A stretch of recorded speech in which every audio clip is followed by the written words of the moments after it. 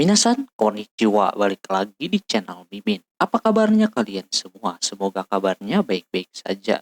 Di video kali ini Mimin bakalan nerusin alur cerita anime yang berjudul Sakamoto Days. Buat kalian yang belum nonton episode sebelumnya, disarankan untuk menonton terlebih dahulu.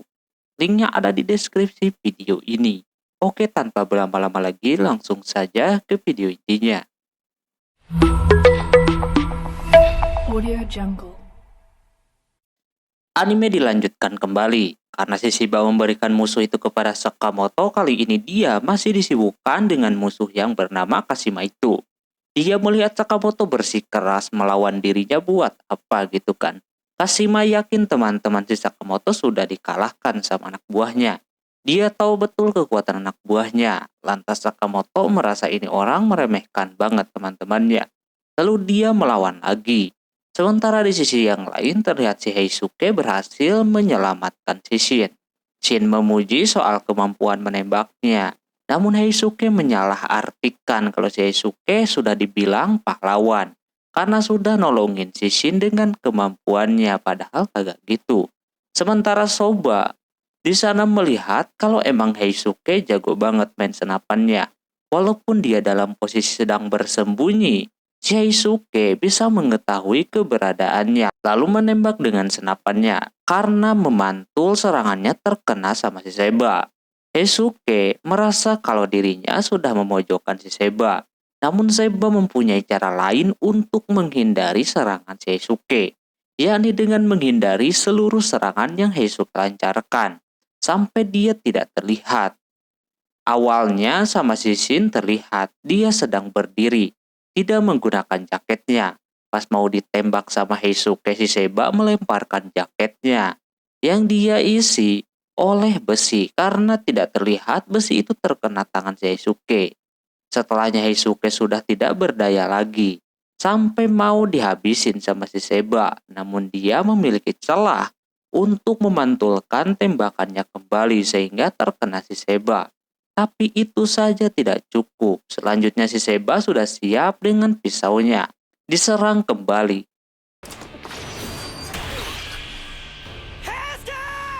Seba udah sombong banget. Dia merasa kalau orang-orang seperti si Shin dan Heisuke percuma datang ke sana. Cuma menghalangi si Seba saja. Karena sudah dikatain kayak begitu, Heisuke tidak terima. Dengan Shin dan yang lainnya lemah. Dia dikatain penembak terkeren cuma sama Shin dan geng Sakamoto. Dari itu dia kagak mau menyerah dan menembak kembali. Sayangnya kagak kena. Seba pikir memang tidak. Ternyata dia mengarah ke arah yang lain, yakni ke arah air gitu. Yang bikin wujudnya kelihatan. Selanjutnya giliran si Shin yang menuntaskannya.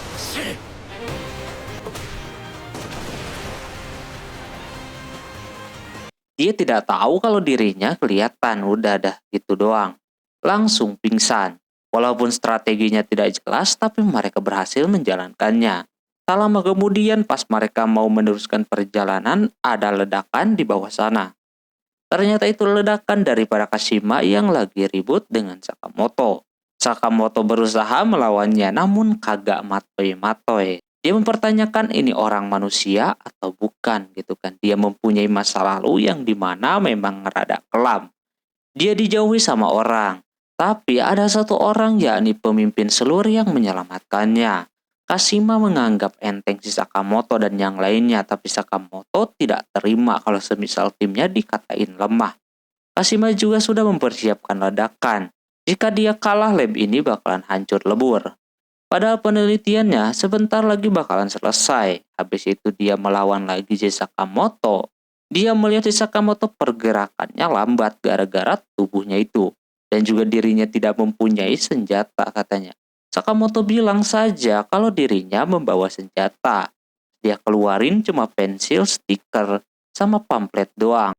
Tapi itu sangat berguna banget bagi si Sakamoto. Pas Kashima maju, dia meluncurkan isi pensil sehingga matanya terluka. Terus mata yang satunya lagi dia tutupin menggunakan stiker. Sakamoto mempunyai waktu 20 menit untuk bisa selamat dari tempat itu. Tapi Sakamoto butuh 5 menit doang untuk menyelesaikannya. Dua yang sebenarnya baru akan terjadi. Mereka berdua menggiring ke sebuah kereta api bawah tanah. Sakamoto diseret kayak begitu, namun dia masih bisa santai, layaknya bermain ski. Lalu sama dia ditarik dan dilempar ke pinggir, yang dimana di sana ada kereta yang sedang berjalan kencang. Masinis yang bosan dan pengen ada sesuatu hal yang besar terjadi beneran terjadi.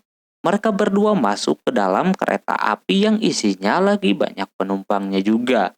Sebelum dimulai dia mengambil minum orang dulu. Dia minum pun tidak ngaruh, malah keluar lagi. Pas lagi nunggu Sakamoto ternyata orangnya udah ada di pinggir. Sakamoto udah berubah menjadi kurus lalu menghajarnya.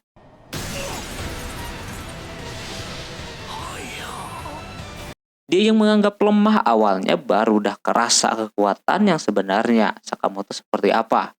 Kashima belum tahu juga, dia malah cerita sama masa lalunya yang dimana dia menghabisi orang-orang jahat. Tapi bukannya dia mendapatkan pujian dari orang, si Kashima malah dijauhin. Karena begitu ada orang datang dan menghabisi orang yang menjauhinya. Orang itu adalah pemimpin Slur. Dia menyukai si Kashima karena berani mengotori tangannya demi orang lain. Dia sedang mencari orang yang seperti itu, makanya dia direkrut. Dia tidak mau mengecewakan si Kashima, namun apa daya nasib berkata lain. Kereta pada saat itu berhenti karena ada penumpang yang mau masuk. Kebetulan yang masuk itu adalah nenek-nenek yang mau duduk di kursi prioritas. Karena ada si Kashima, dia angkat. Disinilah dia dihajar habis-habisan sama si Sakamoto.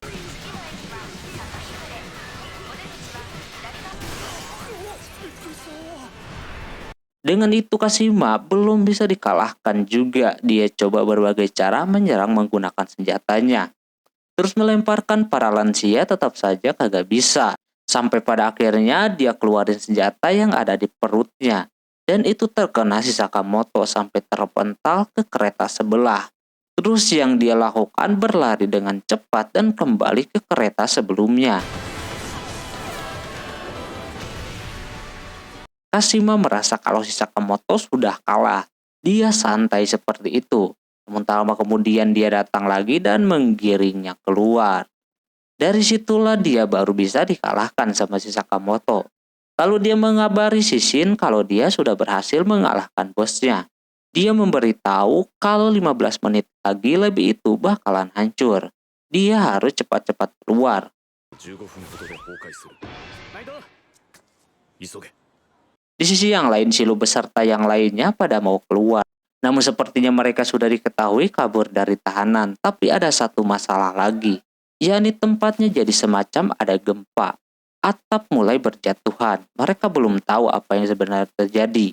Lu meminta untuk berpencar menyelamatkan orang-orang. Sampai pada akhirnya Lu mau tertimpa. Tapi untung muncul si Shin yang menyelamatkannya. Mereka berdua auto canggung lalu Lu langsung menangis meminta maaf kepada si Shin. Shin pun di sana merasa kalau dirinya juga salah. Terus lama kemudian muncul si Asakura yang akhirnya Shin dipertemukan kembali dengan orang yang memberikannya kekuatan psikis. Karena waktunya kagak banyak, Shin meminta Asakura untuk menggambar map lab itu karena masih banyak orang yang harus diselamatkan. Ketika sudah digambarkan, lalu Shin meminta untuk dibagi menjadi dua kelompok. Shin dengan Asakura.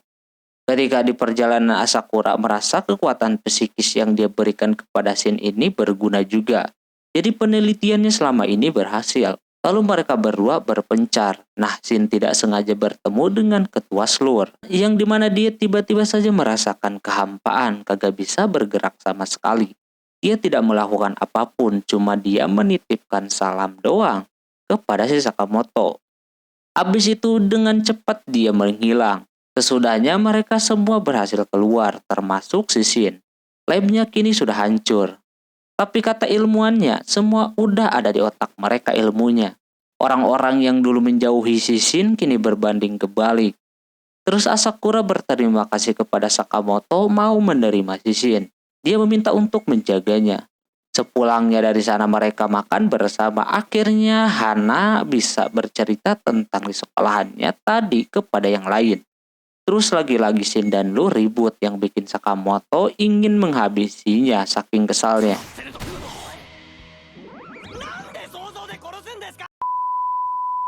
Singkat cerita, setelah kejadian di lab kemarin bikin tubuh si Shin jadi berat dan tidak enak. Begitu juga dengan si Lu yang merasakan hal yang sama. Si Sakamoto melihat di koran soal pemandian umum. Dia mesti ke sana. Alhasil tanpa pikir panjang dia ke sana bersama anak istrinya beserta kedua karyawannya tersebut. Tapi Shin masih mewanti-wanti si Sakamoto takutnya ada pembunuh bayaran yang mengincarnya. Kekuatan psikisnya juga belum normal karena faktor kelelahan tadi. Cuma Sakamoto tidak peduli. Kata Sakamoto dia wajib pergi ke pemandian umum seperti itu biar tubuhnya kembali ringan. Shin mengatakan kalau mungkin ini jadi misi penting untuknya. Di dalam sana ternyata Shin baru pertama kali ke tempat pemandian umum kayak begitu. Dia belum tahu apa-apa. Nah pas mau daftar ada penjaganya yang kelihatan bosan nungguin itu tempat. Kebetulan ada Sakamoto datang yang mau memesan tiket masuk. Nah dia tuh merasa tidak asing sama mukanya si Sakamoto. Dan benar aja dia tahu pas disebut namanya sama si Shin. Katanya mereka tidak membawa handuk jadinya mereka mau menyewanya saja. Orang ini udah tahu soal si Sakamoto yang memiliki harga 100M. Kalau berhasil menghabisinya. Karena itu beneran Sakamoto dia kalau berhasil menghabisinya bisa dapat 100M. By the way ini orang mantan pembunuh bayaran juga katanya. Dia yang kagak mau jadi penunggu pemandian itu atas warisan bapaknya dia akan menghabisi si Sakamoto. Biar bisa kembali menjadi pembunuh bayaran. Setelahnya mereka pun mulai masuk ke pemandian umumnya. Nampak pada awalnya baik-baik saja namun orang tadi udah mempersiapkan sesuatu. Ketika Sakamoto pergi ke jet bed di sana sebenarnya baik-baik saja. Cuma orang yang tadi bisa mengendalikan airnya pas dia pencet buat dikencengin malah kenceng beneran yang bikin si Shin terpental.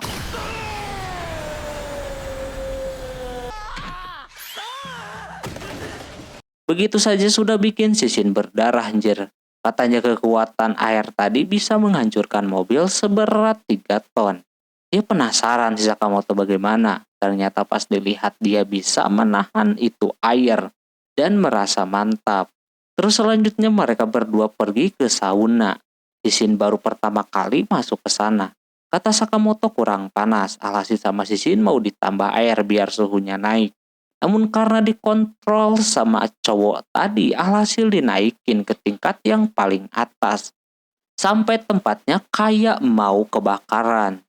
Shin sudah tidak kuat, namun dia pikir-pikir lagi jadi pembunuh bayaran lebih sulit lagi. Pakai cara itu pun tidak berhasil, tapi Shin di sana langsung pingsan. Setelah ke sauna, si Sakamoto ke tempat air yang dingin. Dia juga mengendalikan dan merubah itu air menjadi es. Tapi tidak berpengaruh juga sama si Sakamoto. Ke tempat air yang jatuh kayak air terjun pun Sakamoto masih kuat. Sampai Sakamoto ulang beberapa kali mencoba kembali yang tadi hasilnya masih sama. Dia tidak apa-apa. Pada akhirnya Sakamoto dan Shin udahan. Cuma Shin aja yang udah kagak berdaya saking kagak kuatnya. Dia mengambil es krim di sana lalu diajakin main bola pingpong sama si Lu. Di sana dia main berdua, namun di sisi yang lain orang tadi udah kayak menyerah. Dia mengakui kalau dirinya kagak bisa mengalahkan si Sakamoto. Tak lama kemudian ada mantan rekannya di pembunuh bayaran datang ke sana. Dia melihat rekannya sudah menjadi penunggu pemandian yang bobrok ini. Dia tidak mau kalau pemandiannya dianggap remeh sama orang lain. Alhasil karena melawan dia dicabok sampai berdarah. に向かってなんて口の利き方だ。 Sakamoto yang sedang main tepat di depannya langsung menyemes bolanya ke arah orang itu.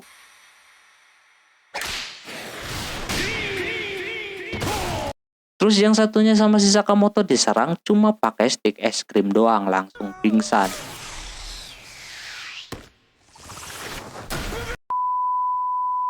Setelahnya Sakamoto mau pulang, orang tadi jujur kalau dia awalnya mau menghabisinya. Tapi Sakamoto kagak peduli. Dia puas dengan pemandiannya, katanya. Hal tersebut bikin dia luluh dan mulai tahu diri kalau dirinya tidak cocok menjadi pembunuh bayaran. apalagi mengalahkan si Sakamoto. Maka dari itu dia memutuskan untuk menjaga pemandian saja. Namun pas nelpon bapaknya katanya udah terlambat kalau mau menerima warisan tempat itu. Bukan badan menjadi ringan, tubuh Sisin malah jadi sakit-sakit. Setelah ke pemandian umum, di sisi yang lain terlihat ada yang baru datang ke Jepang untuk mencari seseorang. Sementara Sakamoto, Lu, dan Shin lagi di restoran, lagi makan bareng. Tubuh Sisin masih belum kembali normal setelah ke pemandian, malah makin parah. Di sana Lu mengatakan kalau dirinya jarang banget ke tempat makan keluarga seperti ini. Soalnya dulu karena dia seorang dari keluarga mafia, jadi makannya di rumah mulu. Shin menanyakan apakah dia tidak mau kembali ke ranah mafia. Lu sudah tidak tertarik ke sana lagi. Dia lebih baik kayak sekarang, bisa hidup dengan tenang. Lama kemudian pas mereka lagi ngobrol, ada yang tiba-tiba menyerang. Untung sama si Sakamoto langsung diatasi. Nampak si Lu sudah mengetahui orang itu. Orang tersebut bernama Lu Wutang. Dia ke sana tentu untuk bertemu dengan si Lu. Wutang mengajaknya buat masuk ke mafia lagi, soalnya klan Lu sudah tidak ada pemimpinnya. Cuma si Lu di sana udah kagak mau balik lagi ke sana. Mendengar ocehannya bikin dia tiba-tiba mimisan. Lu mengatakan kalau Wutang ini seorang penasihat. Dari dulu dia selalu ngintilin si Lu mulu sampai sekarang. Wutang tahu alasan kenapa Lu kagak mau balik, yakni si Sakamoto ini. Dia udah tahu banyak soal si Sakamoto. Sebelum balik, Wutang mengajak untuk berduel dulu. Shin sih siap-siap aja gitu kan, namun dianya kagak berani. Dia mempunyai informasi soal orang yang menaruh harga si Sakamoto. Kalau dia berhasil mengalahkannya, dia akan memberikan info itu dan Lu tetap di sana. Tapi kalau kalah, Lu harus pulang. Sakamoto tidak mau menerimanya, sementara si Lu malah menerima tantangannya tersebut. Dia sebagai karyawan si Sakamoto harus bisa menjaganya. Lu juga di sana agak sedikit takut kalah. Habis itu mereka pun dibawa ke sebuah tempat yang berada di bawah tanah. Sebelum masuk ke dalam, mereka disuruh buat ganti baju dulu. Terlihat pakaiannya rapi banget, pakai jas begitu. Sesudah ganti saatnya masuk, ternyata di dalam terdapat kasino yang tersembunyi. Jadi inilah tantangan untuk si Sakamoto nantinya. Siapa yang akan memenangkan uang paling banyak, dia adalah pemenangnya. 2 jam lagi mereka akan bertanding. Lu baru ingat kalau klannya memang kalau soal otot kalah. Namun kalau soal otak, klannya pada pinter-pinter. Dia yakin si Wutang bakalan melakukan hal-hal cerdik nantinya. Namun dia masih memiliki Shin yang bisa membaca pikiran. Walaupun sebenarnya kedua orang ini tidak mengerti main macam itu. Ini sudah gawat banget. Terus pas melihat si Wutang lagi main pun bikin mereka ketar-ketir. Namun Sakamoto tetap akan lanjut melawannya. Singkat cerita, Sakamoto bersama keduanya masih berada di kasino. Aturan untuk peraturannya, mereka harus main permainan yang lain untuk mendapatkan sebanyak-banyaknya uang. Yang paling banyak dialah yang bakalan menang. Terlihat si Shin ikutan main, dia yang kagak tahu caranya main, malah ikutan. Orang-orang udah merasakan kalau si Shin ini seorang pemula. Mereka akan menghabisinya. Nah, ketika dimulai datang si Lu yang menanyakan tentang dia bisa main atau kagak. Shin lupa cara mainnya, alhasil ribut dan kagak sengaja menjatuhkan kartunya. Otomatis ketahuan sama yang lainnya kan. Dilihat dari kartunya, si Shin bisa menang, kata musuh. Jadinya mereka mencoba buat memprovokasi si Shin. Karena si Shin bisa membaca pikiran, alhasil dia all in. Dan langsung memenangkan permainannya. Di sisi lain Sakamoto bermain gacha gitu, dia juga diremehkan awalnya. Ditambah si Sakamoto langsung all in dan menyisakan 1 koin saja buat pegang. Ketika gacha sedang berlangsung, orang yang berada di sana merasa kalau Sakamoto kagak bakalan menang ya kan.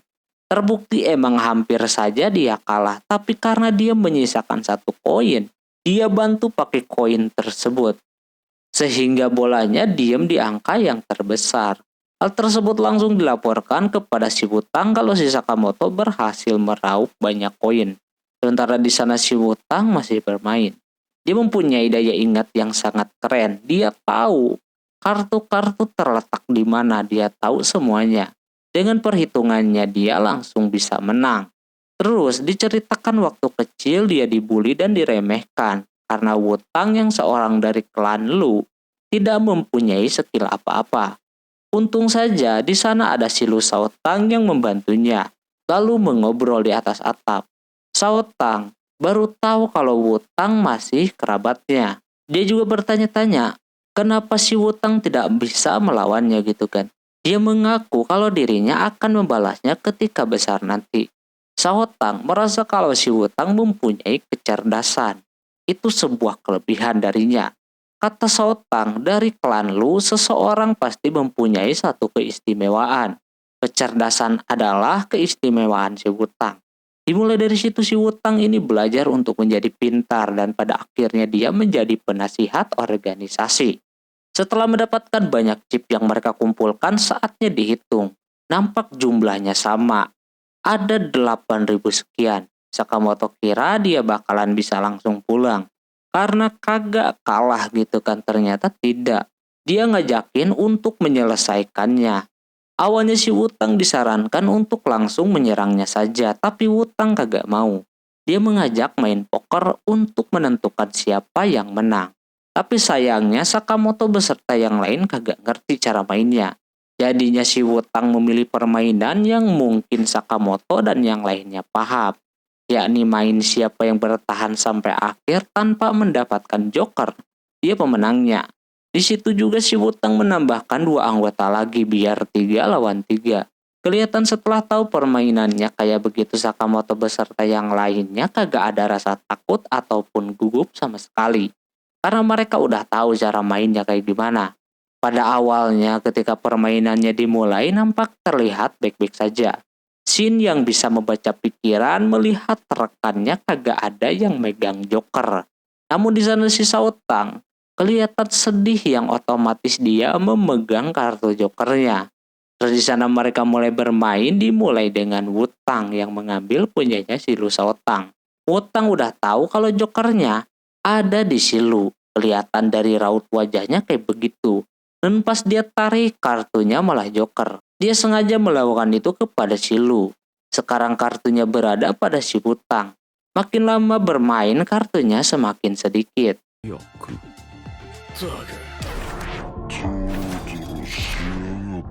Kini giliran si Shin yang akan mengambil punyanya si Wutang. Dia kagak boleh mengambil joker kalau bisa.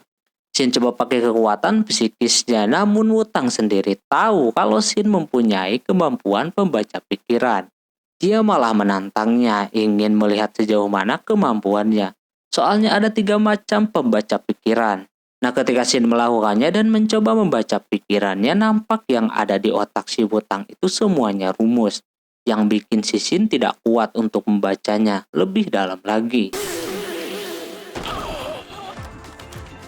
Pada akhirnya Shin harus didiskualifikasi. Setelah itu makin lama makin banyak orang yang tereliminasi. Kini tinggal 2 orang lagi, Sakamoto dan Wutang. Jokernya berada pada Sakamoto. Kalau si Wutang ini benar mengambilnya bukan joker, dia yang akan menang. Pas dia coba pilih salah satu dan menariknya, tiba-tiba ditahan sama si Sakamoto. Dia tidak mau kalah begitu saja oleh si Wutang, makanya melakukan hal tersebut. Lalu menukarkan kartunya dengan cepat, sehingga dia menarik kartu joker. Tapi sama si Wutang diketahui kalau dia menukar kartunya.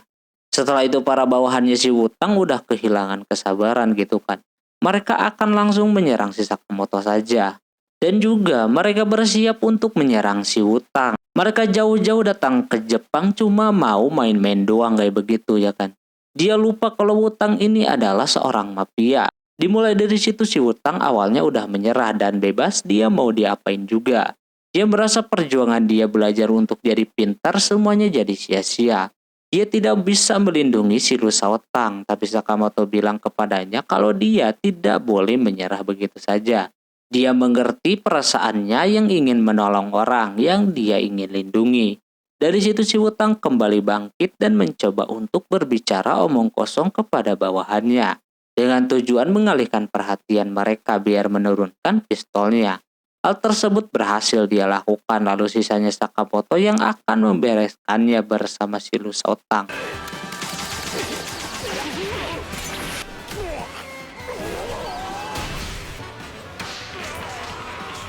Setelah semuanya beres, Wutang mengakui kekalahannya kali ini. Dia akan menyerahkan Shao Tang kepadanya. Tapi, nampak itu saja tidak cukup untuk si Sakamoto. Ada hal yang lain yang harus dia lakukan, yakni membawa si Wutang tobat alias keluar jadi mafia. Sekarang beliau diajakin kerja biar mendapatkan uang yang halal gitu kan. Wutang menerimanya asalkan dia dibayar. Terus juga, sesuai janji karena dia kalah, dia akan memberitahu siapa yang memberikan harga buron kepada si Sakamoto. Dia menyebut orang yang disebut-sebut Slur. Itulah pelakunya. Namun informasinya ini masih sangat sedikit. Ketika ditanya orangnya si Slur ini siapa, dia tidak tahu. Jadi percuma aja dia kasih tahu begitu doang, kagak ada pencerahan. Mereka buang-buang waktu duel sama si Wutang, kagak ada hasilnya. Tapi dia ada informasi lain terkait Slur itu sendiri. Kemarin ada kabar katanya tahanan yang berada di penjara di Asia Tenggara yang terkenal yang bakalan dihukum mati itu ada yang menghabisi mereka. Jumlahnya ada 4 orang katanya. Nah, setelah ditelusuri ternyata yang dihabisin itu bukan tahanan yang mau dihukum mati, melainkan orang biasa yang sama si Slur ditukar gitu. Ditambah lagi mereka melakukan hal-hal yang gak masuk akal. Terus kemarin ada kabar lagi di Jepang ada korban yang menjadi target, yang dimana mereka pun dihajar dengan cara yang tidak wajar. Ada yang dibakar, ada sampai bolong-bolong, bahkan diremes jadi bola. Yang artinya, tahanan tadi sekarang berada di Jepang. Benar aja di sisi lain diperlihatkan penjahat itu. Ada 4 orang yang sedang makan burger sambil menunggu Slur datang kepada mereka. Ada 1 orang yang ribet banget, makan hamburger kagak mau pakai timun karena cengengesan sama orang yang di sampingnya. Diambil dan diremes-remes. Nah, kemungkinan orang ini yang bikin korban kayak jadi bola tadi. Sampai tak lama kemudian dari Slur pun datang macam biasa menggunakan topeng rusa. Dia memberikan pekerjaan kepada ke-4 orang ini untuk menghabisi organisasi Order dan juga Sakamoto. Mereka akan melakukannya asalkan Slur mengikuti kemauannya. Orang-orang ini juga meremehkan apalagi kepada si Sakamoto. Orang itu memberitahu untuk tidak meremehkan 1 orang pun yang ada di daftar. Atau nanti mereka lah yang akan matoy. Orang yang tadi merasa optimis dia akan menyelesaikannya dalam sebulan. Sambil ngeremesin meja kayak gitu. Dia ingin sebulan kemudian dia memiliki target yang baru, lalu habis itu mereka pun pergi. Kalau dilihat-lihat emang ke-4 orang ini bukan pembunuh biasa. Setelah dijelaskan sama si Wutang, dia berharap si Lu Shao Tang mau ikut sama dia dan Sakamoto jangan kemana-mana. Tapi Sakamoto malah jadi penasaran, mungkin dengan mereka bisa mengalahkan ke-4 orang ini, dia bisa ada petunjuk nantinya terkait Slur. Tapi Wutang memberitahunya kalau orang-orang itu bukan pembunuh biasa, tapi udah kayak psikopat. Cuma Sakamoto kagak peduli. Malah kalau dibiarkan orang-orang macam itu bisa berbahaya. Dan anime season pertamanya pun selesai sampai di sini. なおさら野放しにしてはおけないな。 Oke, mungkin segitu dulu untuk season pertamanya. Gimana tanggapan untuk anime ini? Silahkan tulis di kolom komentar di bawah teman-teman. Mohon maaf bila ada kesalahan dalam penyebutan nama, tempat, atau yang lainnya. Dan sampai jumpa di anime selanjutnya. Jamatane, bye-bye.